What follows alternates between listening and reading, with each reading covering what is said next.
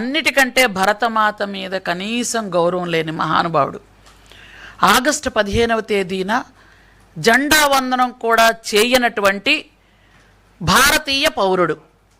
భారతీయ పౌరుడు కాని పౌరుడు అనాలా, ఏమనాలా నాకు అర్థం కావడం లేదు. ఒక మాజీ ముఖ్యమంత్రిగా పదవి నిర్వహించినటువంటి వ్యక్తి మనం అన్నిటికంటే విలువ దేనికి ఇస్తాం చెప్పండి?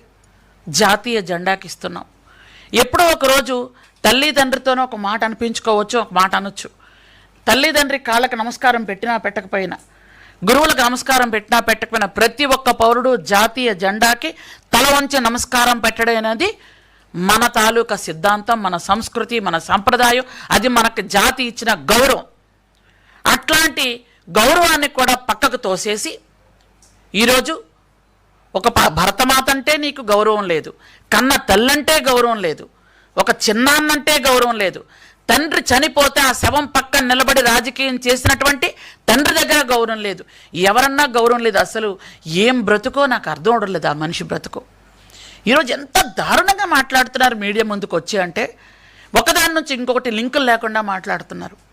ఇక్కడ మాట్లాడతారు, ఇంకో దగ్గరికి వెళ్ళిపోతున్నారు మాట్లాడట్లో.